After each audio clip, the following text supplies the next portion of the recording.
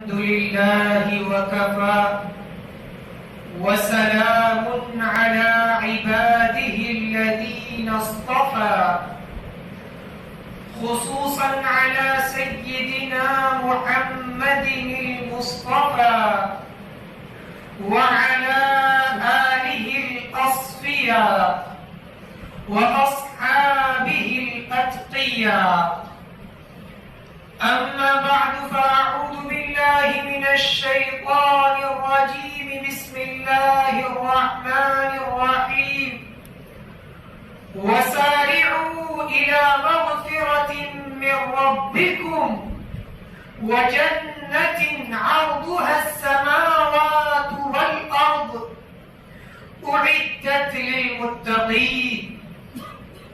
وعن أبي موسى الأشعري رضي الله عنه قال قال رسول الله صلى الله عليه وسلم يطلع الله تعالى إلى خلقه في ليلة النصف من شعبان فيغفر لجميع خلقه إلا لمشرك أو مشاحن أو كما قال عليه الصلاة والسلام. قابل احترام بزرگوں، عزیز دوستوں اور دینی بھائیوں، اللہ تبارک و تعالی کا بے انتہا فضل و کرم ہے اور انعام و احسان ہے کہ اس نے ہم سب کو جمعہ کے اس مبارک دن میں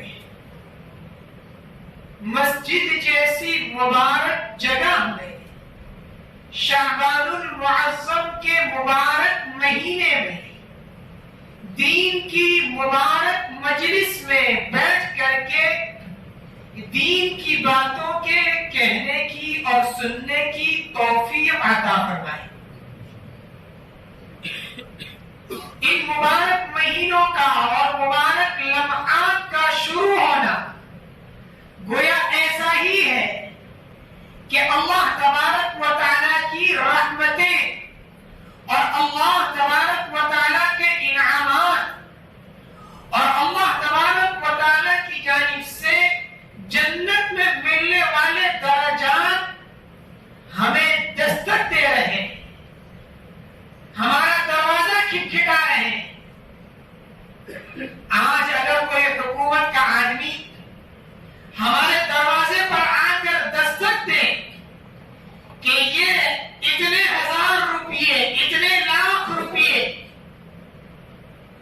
تمہیں انعام کے طور پر دیے جا رہے ہیں، ہدیے کے طور پر دیے جا رہے ہیں، اور وہ ہمیں پکار رہا ہے کہ یہ تمہارا انعام ہے، تم اس کو لے لو، اور ہم اپنا دروازہ بند کر دیں، ہم اس پکارنے والے کی پکار کی جانب کوئی توجہ نہ دیں، تو ظاہر ہے ہماری ہی بدقسمتی ہے، ہماری ہی محرومی ہے.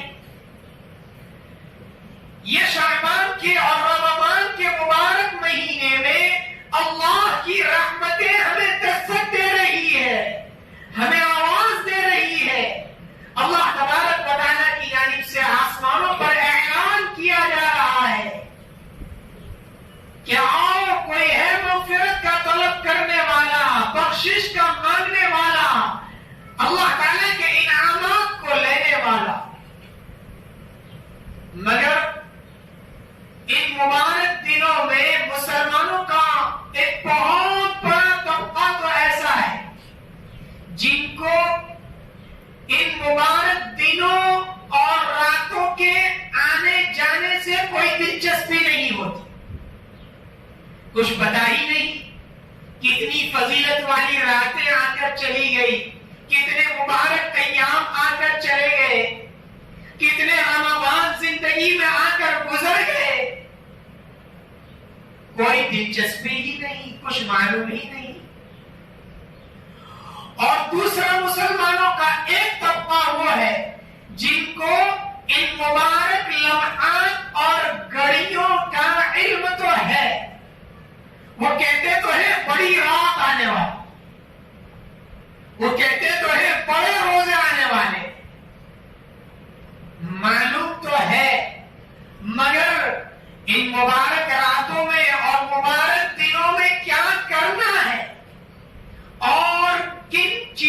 سے رکنا ہے، کون سے کام نہیں کرنا ہے، وہ نہیں جانتے،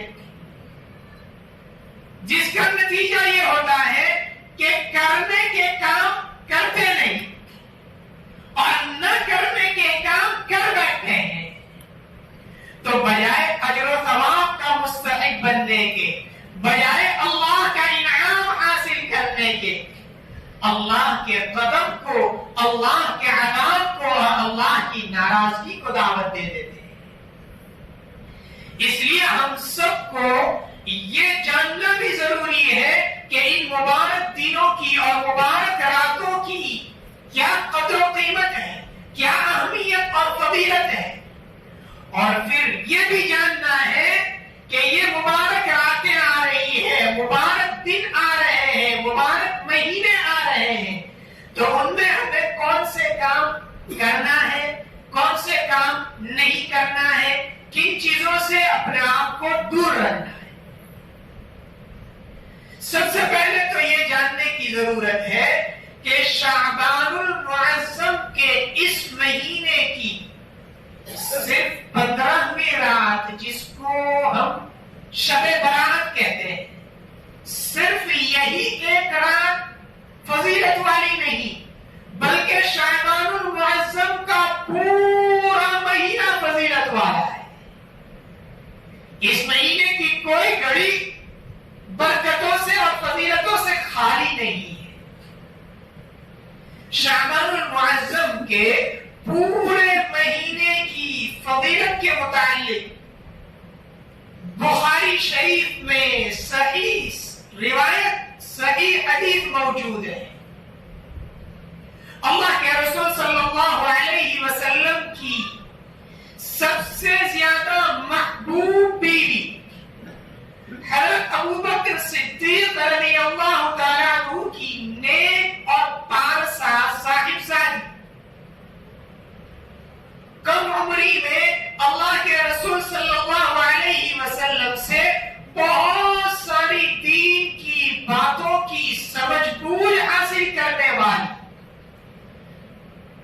ہم سب کی ماں ام المؤمنین حضرت عائشہ صدیقہ رضی اللہ تعالی عنہا، جن کی برکت سے ہمیں اللہ کے رسول صلی اللہ علیہ وسلم کے بہت سارے اندرونی اور بیرونی احوال، گھریلو اور سماجی حالات معلوم ہوئے۔ آپ کیا کرتے تھے، آپ کیا نہیں کرتے تھے، رات کو کتنا سوتے تھے، کب جاگتے تھے، کب روزے رکھتے تھے، بازار میں کیا کرتے تھے، مسجد میں کیا کرتے تھے، سفر میں کیا کرتے تھے، حضر میں کیا کرتے تھے، یہ سب باتیں اللہ جزائے خیر عطا فرمائے ام المؤمنین حضرت عائشہ صدیقہ رضی اللہ تعالی عنہا کو ہم سب ان کی زندگی کے حالات پڑھیں، پتا چلے گا اللہ تبارک و تعالی نے کیسی صلاحیتوں سے نوازا تھا اور امت کے لیے کتنی بڑی خیر کے دروازے ام المؤمنین حضرت عائشہ صدیقہ رضی اللہ عنہا کے ذریعے سے کھلے۔ حضرت عائشہ صدیقہ رضی اللہ تعالی عنہا فرماتی ہیں کہ میں نے اللہ کے رسول صلی اللہ علیہ وسلم کو شعبان المعظم کے مہینے میں جتنی کثرت سے روزے رکھتے ہوئے دیکھا، جتنے زیادہ روزے شعبان کے مہینے، صرف 15 شعبان کو نہیں بلکہ شعبان کے پورے مہینے میں جتنے زیادہ روزے رکھتے ہوئے دیکھا، اتنے زیادہ روزے رکھتے ہوئے کسی اور مہینے میں نہیں دیکھا۔ اللہ کے رسول صلی اللہ علیہ وسلم شعبان کا اکثر مہینہ بلکہ کبھی کبھی شعبان کا پورا مہینہ روزے رکھا کرتے تھے۔ شعبان المعظم کے مہینے میں اللہ کے رسول صلی اللہ علیہ وسلم کیوں زیادہ روزے رکھتے تھے؟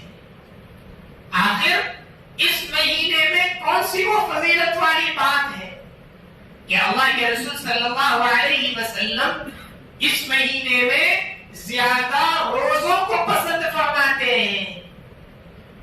اس سلسلے میں نسائی شریف میں حضرت اسامہ ابن زید رضی اللہ تعالی عنہ کی حدیث صحیح سند کے ساتھ موجود ہے. حضرت اسامہ رضی اللہ تعالی عنہ حضرت زید ابن حارثہ رضی اللہ عنہ کے بیٹے. اللہ کے رسول صلی اللہ علیہ وسلم کو حضرت اسامہ رضی اللہ عنہ سے بھی بہت محبت تھی اور ان کے والد حضرت زید ابن حارثہ رضی اللہ عنہ سے بھی بہت محبت تھی. یہاں تک کہ ان کا لقب تھا حب الرسول، رسول اللہ صلی اللہ علیہ وسلم کے لاڈلے پیارے.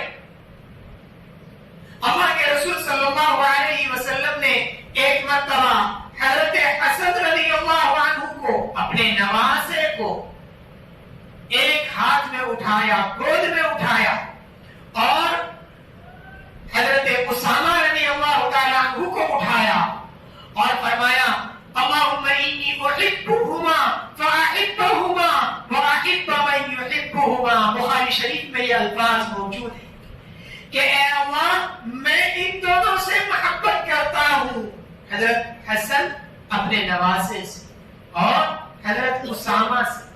میں ان سے محبت کرتا ہوں، تو بھی ان سے محبت فرما اور جو ان دونوں سے محبت کرے ان سے بھی تو محبت فرما. اس سے اندازہ ہو سکتا ہے حضرت اسامہ کے ساتھ اللہ کے رسول صلی اللہ علیہ وسلم کو کتنی محبت ہو. یہاں تک کہ ام المؤمنین حضرت عائشہ صدیقہ رضی اللہ تعالی عنہا فرماتی ہے کہ ایک مرتبہ حضرت اسامہ رضی اللہ تعالی عنہ کو کسی جگہ ٹھوکر لگنے کی وجہ سے زخم آیا اور ان کے بدن سے خون نکلنے لگا. اللہ کے رسول صلی اللہ علیہ وسلم نے حضرت عائشہ رضی اللہ عنہا کو حکم دیا کہ اس کو صاف کرو.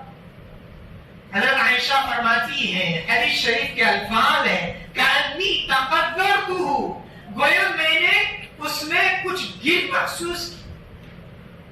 زخم سے خون کو صاف کرنے میں تھوڑی گر محسوس کی.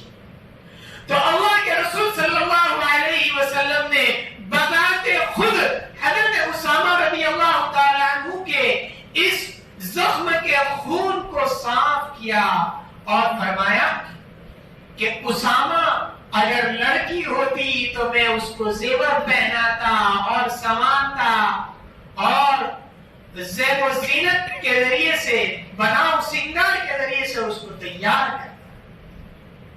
مگر چونکہ وہ تو لڑکا ہے، لڑکوں کے لیے زیادہ بننا سنورنا اچھی چیز نہیں ہے. آج کل نوجوان لڑکے لڑکیوں کی مشابہت اختیار کرتے ہیں، ان کی طرح بنتے ہیں، سنورتے ہیں، ان کے جیسے زیور پہنتے ہیں، ان کے جیسی کان کی بالیاں پہنتے ہیں اور پتہ نہیں کیا کیا پہنتے ہیں. اللہ کے رسول صلی اللہ علیہ وسلم نے لعنت فرمائی، پھٹکار بھیجی ان مردوں پر جو عورتوں کی مشابہت اختیار کرے، عورتوں کی نقل اتارے، اور ان عورتوں پر بھی جو مردوں کی مشابہت اختیار کرے، مردوں کی نقل اتارے.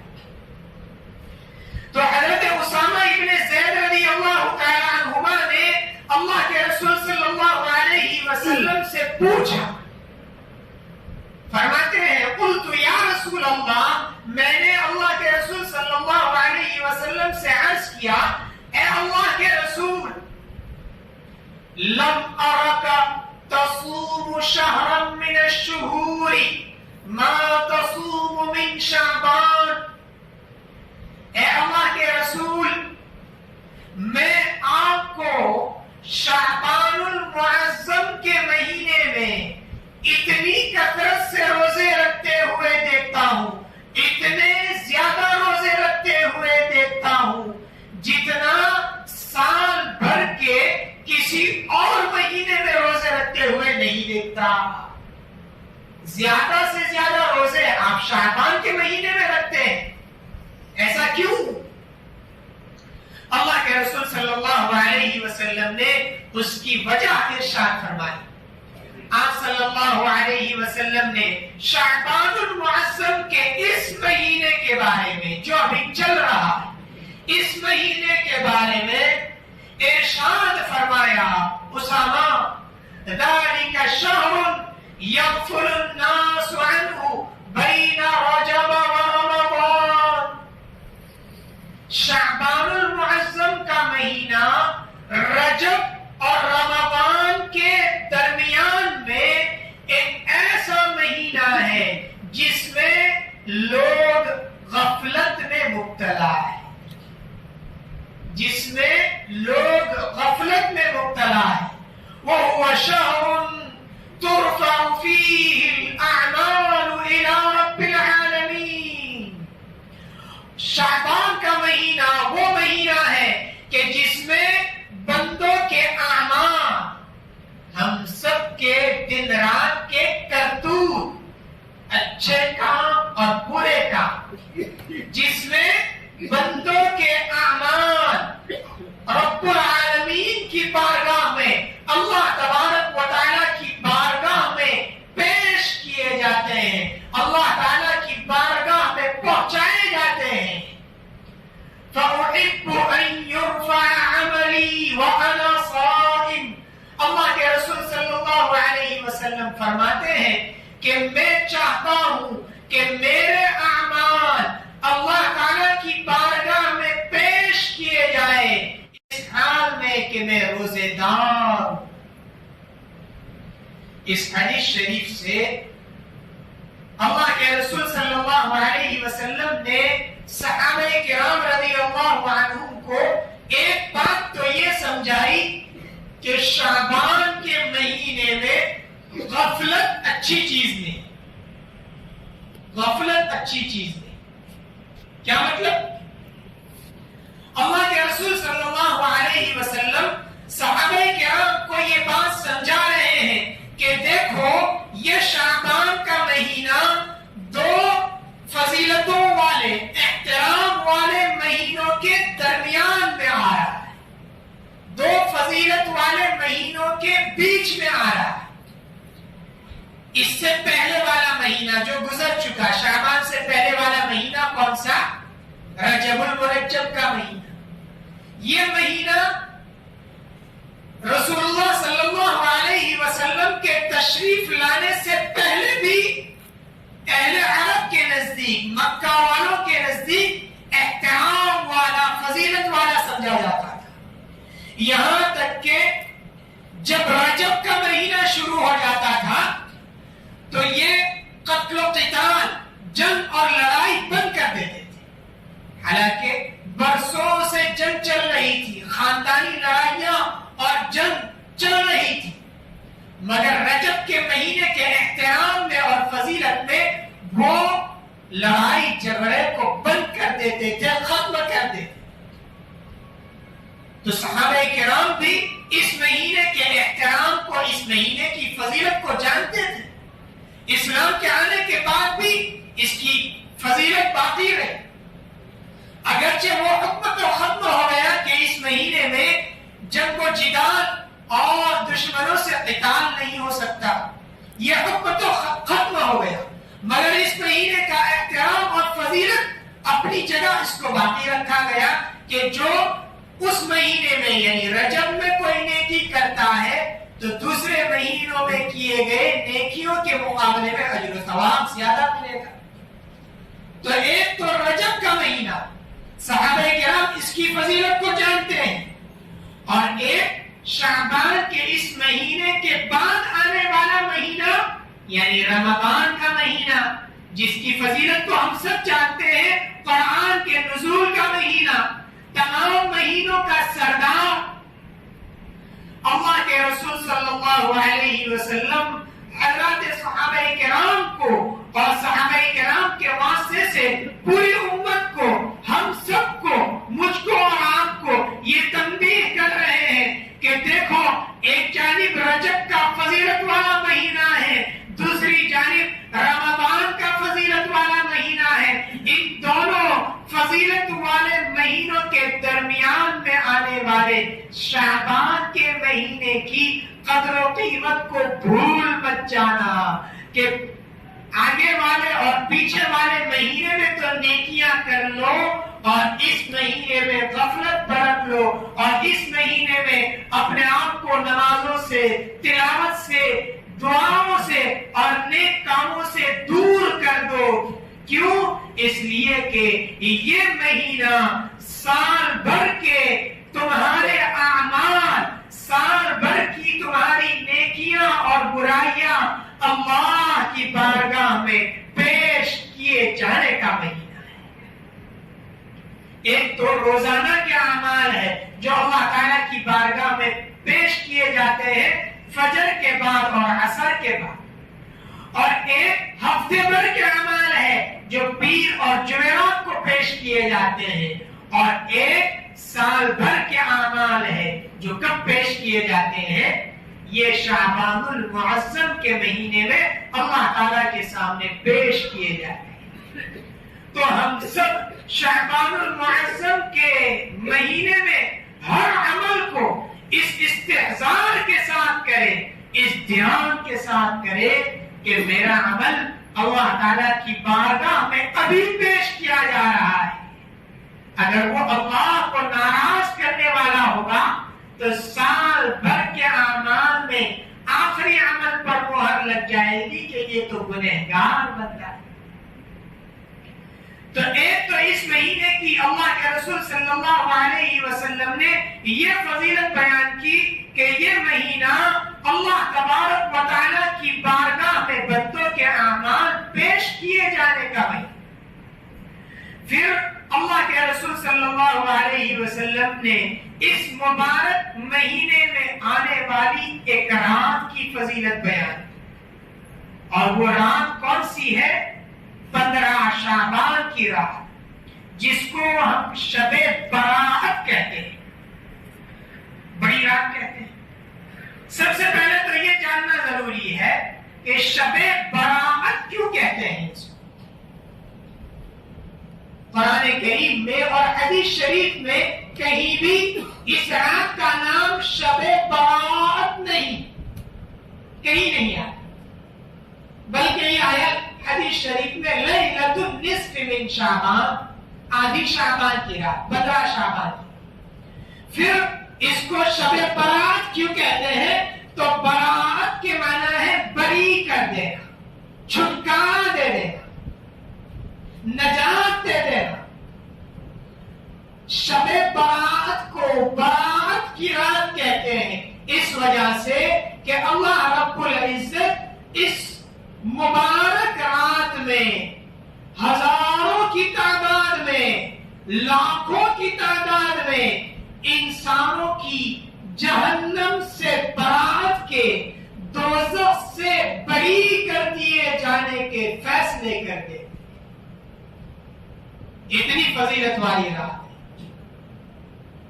ابن ماجہ شریف میں حضرت ابو موسیٰ اشعری رضی اللہ تعالی عنہ کی روایت صحیح سند کے ساتھ موجود ہے، اور یہی حدیث تقریباً 8 صحابہ کرام رضی اللہ عنہم سے منقول ہے۔ وہ سب اس مضمون کو نقل کرتے ہیں۔ کیا فضیلت ہے اس رات کی؟ اللہ کے رسول صلی اللہ علیہ وسلم نے ارشاد فرمایا، یطلع اللہ تعالی الی خلقہ فی لیلۃ النصف من شعبان، اللہ تبارک و تعالی 15 شعبان کی رات میں، شب برات میں بندوں کی جانب متوجہ ہوتے ہیں، اپنی خاص تجلیات، اپنی خاص توجہ بندوں پر نازل فرماتے ہیں۔ فَيَغْفِرُ لِجَمِيعِ خَلْقِهِ، اور تمام مخلوقات کی مغفرت فرما دیتے ہیں، ان کے گناہوں کو معاف کر دیتے ہیں، ان کو بخش دیتے ہیں۔ إِلَّا لِمُشْرِكٍ أَوْ مُشَاهِدٍ، مگر کچھ لوگ ایسے ہیں جن کی اس مبارک رات میں، جبکہ مغفرت کا عام اعلان ہوتا ہے، اس رات میں بھی مغفرت نہیں ہوتی، بخشش نہیں ہوتی۔ وہ کون سے ہیں؟ ایک تو لمشرکین، شرک کرنے والے کی مغفرت نہیں ہوتی. اللہ کو چھوڑ کر دوسروں کو اللہ کی عبادت میں شریک ٹھہرانے والا، دوسروں کو حاجت روا، مشکل کشا سمجھنے والا، اس کی اس رات میں مغفرت نہیں ہوتی. اور دوسرا مشاحن، کینہ رکھنے والے، دل میں اپنے مسلمان بھائی کے بارے میں عداوت، دشمنی اور نفرت رکھنے والے کی اللہ تبارک و تعالی شعبان المعظم کے اس مبارک مہینے کی 15 شعبان کی مبارک رات میں مغفرت نہیں کرتا. معلوم ہوا کہ شب برات 15 شعبان کی رات، شب برات یہ مغفرت کی رات ہے، شب برات یہ عبادتوں کی رات ہے، شب برات یہ دعاؤں کی قبولیت والی رات ہے. حضرت عبداللہ ابن عمر رضی اللہ تعالی عنہما فرماتے ہیں کہ 5 راتیں ایسی ہیں جن میں اللہ تبارک و تعالی کی جانب سے بندوں کی جو دعائیں کی جائے وہ دعائیں اللہ تعالیٰ کی بارگاہ میں قبول کی جاتی. 5 راتوں میں دعائیں قبول کی جاتی. ایک تو جمعہ کی رات، دوسری عید الفطر کی رات، تیسری عید الاضحیٰ کی رات، چوتھی رجب کے مہینے کی پہلی رات، اور 5ویں یہی شب برات 15 شعبان کی رات. ام المؤمنین حضرت عائشہ صدیقہ رضی اللہ تعالی عنہا فرماتی ہیں کہ میں نے اللہ کے رسول صلی اللہ علیہ وسلم کو 15 شعبان کی رات میں، آدھی رات میں ایک مرتبہ اپنے بستر پر موجود نہیں پایا. ترمذی شریف میں حدیث موجود ہے. تو میں نے یہ سوچا کہ کہیں آپ کسی اور زوجہ مطہرہ، کسی اور بیوی کے حجرے میں تو تشریف نہیں لے گئے. چنانچہ میں باہر نکلی تاکہ جا کر کے دیکھوں آپ کیا کر رہے ہیں. میں نے دیکھا کہ آپ صلی اللہ علیہ وسلم جنت البقیع میں مدینہ منورہ کا جو قبرستان ہے وہاں پر تشریف فرما ہے اور مردوں کے لیے استغفار کر رہے ہیں، مغفرت کی دعا کر رہے ہیں. میں دوڑتی ہوئی واپس آ گئی. اللہ کے رسول صلی اللہ علیہ وسلم کے پیچھے پیچھے تشریف لائے، یہاں تک کہ میں دوڑنے کی وجہ سے ہانپ رہی تھی. آپ صلی اللہ علیہ وسلم نے پوچھا، عائشہ اتخافین ان یحیف اللہ علیک ورسولہ، کیا تجھے اس بات کا ڈر تھا کہ اللہ اور اس کے رسول تیرے ساتھ کوئی ظلم کا انتقام کریں گے، یعنی دوسری بیوی کے یہاں تشریف لے جائیں گے؟ حضرت عائشہ نے جو کچھ دل میں تھا کہہ دیا کہ ہاں میں نے یہی سوچا تھا. آپ صلی اللہ علیہ وسلم نے ارشاد فرمایا، عائشہ تجھے معلوم ہے یہ کون سی رات ہے؟ یہ 15 شعبان کی رات ہے، یہ شب برات ہے. اس رات میں اللہ تبارک و تعالی قبیلے بنو کلب کے بکریوں کے بالوں کی تعداد کے برابر انسانوں کی مغفرت فرما دے. اس حدیث شریف سے ایک تو یہ بات معلوم ہوئی کہ آپ صلی اللہ علیہ وسلم جنت البقیع تشریف لے گئے، قبرستان تشریف لے گئے. مگر یاد رکھنا چاہیے آپ صلی اللہ علیہ وسلم قبرستان تو تشریف لے گئے ہیں اس رات میں، مگر ایک بات تو یہ ہے کہ زندگی میں ایک مرتبہ تشریف لے، ہر سال جانے کا معمول نہیں تھا. ایک مرتبہ تشریف لے گئے اور تنہا تشریف لے گئے. صحابہ کرام کا مجمع اور بھیڑ آپ کے ساتھ نہیں تھی.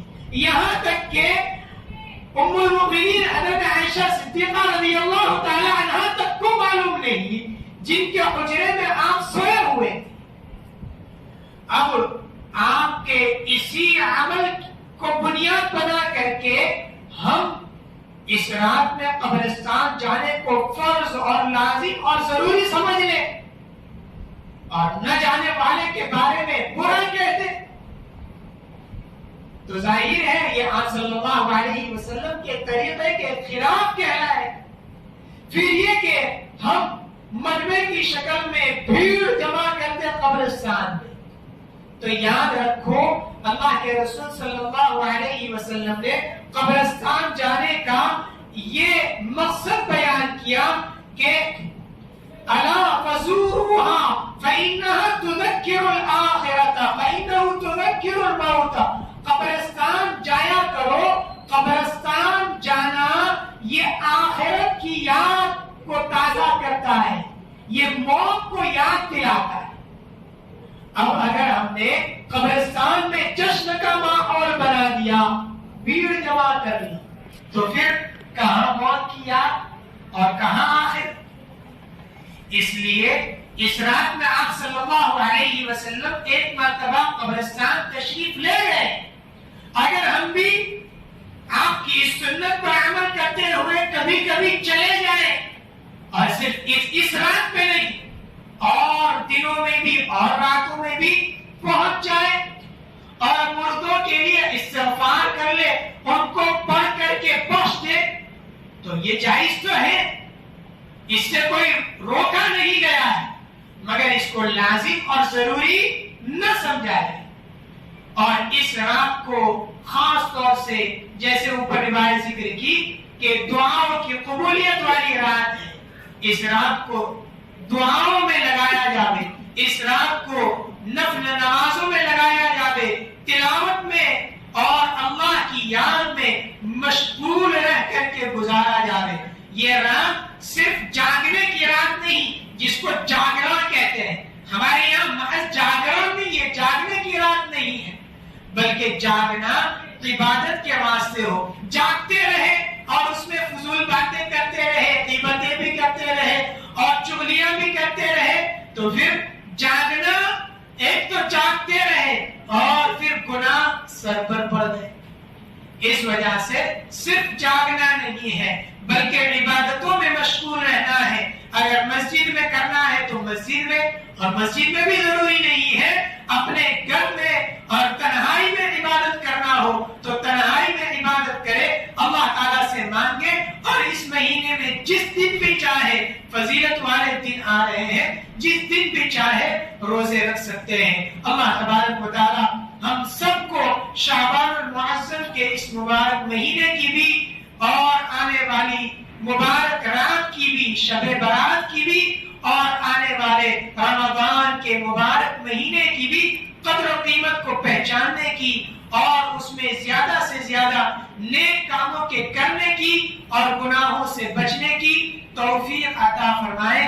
آمین. وآخر دعوانا ان الحمد للہ رب العالمین.